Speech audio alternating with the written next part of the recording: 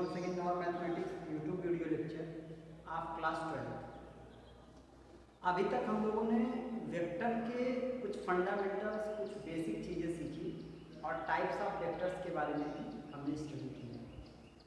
अब हमें वेक्टर का एक्चुअली जो मैथमेटिकल अप्रोच है वो पढ़ना है कि मैथमेटिक्स में वेक्टर का कैसे इंट्रोडक्शन हम करते हैं, वो हमें अब पढ़ना है। ठीक है, तो आइए अब हमारा अगला टॉपिक है कंपोनेंट्स ऑफ अ वेक्टर। जैसे आपने ये तो पढ़ लिया कि कोई पॉइंट है, किसी भी ओरिजिन के रिस्पेक्ट में कोई पॉइंट है, तो उस पॉइंट के हमारे स्पेस में तीन कोऑर्डिनेट्स होते हैं, एक एक्स एक्सिस का कोऑर्डिनेट, एक वाई एक्सिस का कोऑर्डिनेट और एक जेड एक्सिस का कोऑर्डिनेट। तो जो कोऑर्डिनेट्स हैं एक्स वाई और जेड एक्सिस के उस पॉइंट के, वही वास्तव में उसके कंपोनेंट कहे जाते हैं। ठीक, तो इस चीज़ को हम यहाँ समझते हैं। जैसे मान लेते हैं कि हमारे पास कोई प्लेन है इस तरह से, ये इसका एक्स एक्सिस है, ये वाई एक्सिस है और ये जेड एक्सिस है, और इस पे कोई तीन पॉइंट हैं। एक पॉइंट यहाँ पे है, यहाँ पे है और यहाँ पे है। ये ए है अपना, बी है और ये अपना सी है। और ए जो है चूंकि वो एक्स एक्सिस पे सिचुएटेड एक पॉइंट है और ऐसा कोई पॉइंट है कि ये यूनिट वेक्टर है, मतलब ओ से ए या ओ से बी या ओ से सी वन लेंथ का ही है, 1 सेंटीमीटर 1 मीटर या 1 किलोमीटर यूनिट वेक्टर है, जिसे हमने आपको पढ़ाया था। ठीक है, तो OA की लंबाई हो जाएगी 1, और चूंकि ये एक्स एक्सिस का पॉइंट है, पॉइंट एक्स एक्सिस पर ही सिचुएटेड है, किसी कोऑर्डिनेट आउटलाइन में जा करके एक्सिस पर आ गया है, इसलिए इसके वाई और जेड के कोऑर्डिनेट 0 0 हो जाएंगे। ये क्लास 9th में अगर आप NCERT के अलावा कोई दूसरी बुक पढ़ते हैं तो उसमें ये कॉन्सेप्ट 3 डायमेंशनल के दिया है। NCERT में क्लास 9 के 2 डायमेंशनल के ऐसे दिया है 10th में भी। और ये डी वाई एक्सिस का कोई पॉइंट है 0 1 0 और ये सी जो है 0 0 1, क्योंकि एक्स वाई और जेड पे जो ए बी सी हमने पॉइंट्स लिए हैं वो इस तरह से लिए हैं कि OA OB और OC यूनिट लेंथ के हैं। मतलब अगर आप वेक्टर OA का वैल्यू निकालो या वेक्टर OB की वैल्यू निकालो या वेक्टर OC की वैल्यू निकालो तो वो 1 सेंटीमीटर 1 मीटर 1 किलोमीटर मतलब वो यूनिट है। ठीक है, ये तो हमारे पॉइंट्स के लिए हो गया कि ऐसी कंडीशन बनेगी।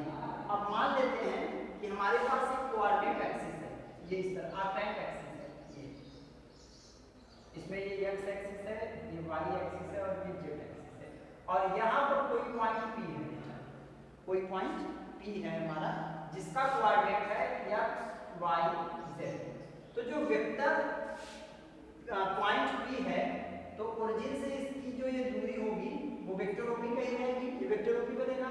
तो वेक्टर OP का जो हमारा फॉर्म होगा वो क्या होगा, आपने पढ़ा होगा फिजिक्स में भी कि ये जो यूनिट लेंथ है एक्स एक्सिस को हम आई कैप से यूनिट लेंथ की लेंथ को, वाई एक्सिस को जे कैप से और जेड एक्सिस के यूनिट वेक्टर को के कैप से रिप्रेजेंट करते हैं। एक बार फिर से मैं समझाता हूँ।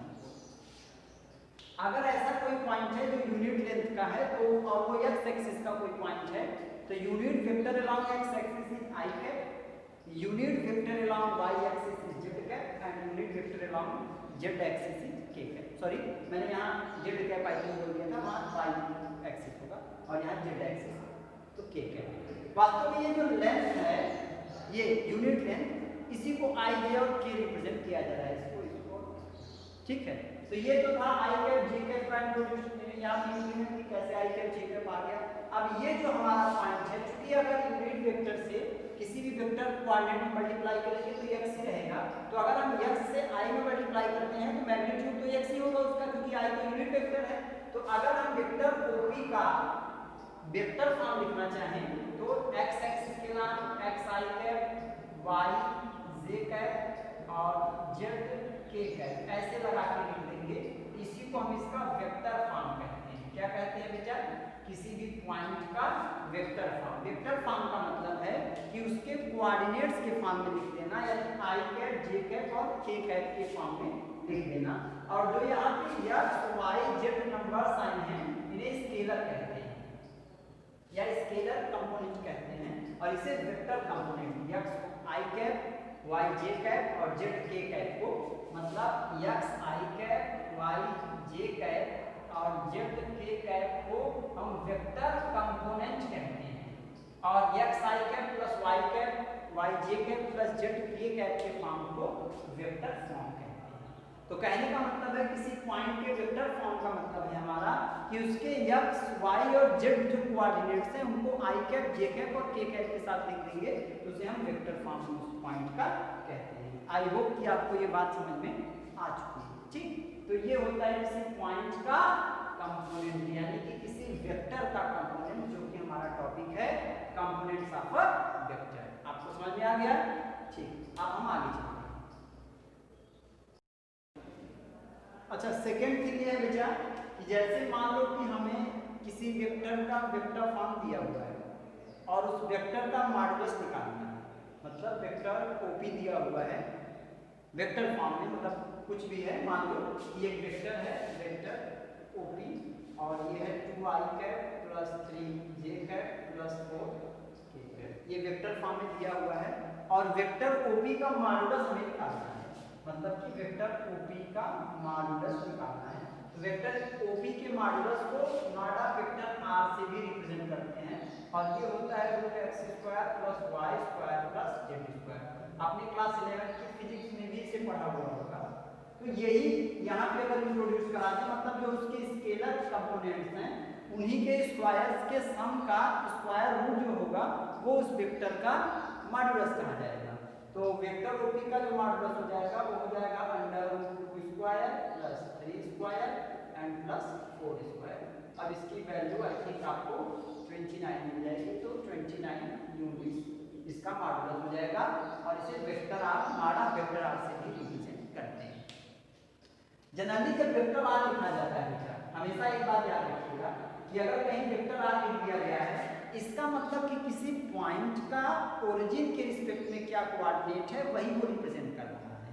जैसे यहाँ पे देखो, इसको हम वेक्टर आर से रिप्रेजेंट करते हैं या वेक्टर ओपी से लिखते हैं।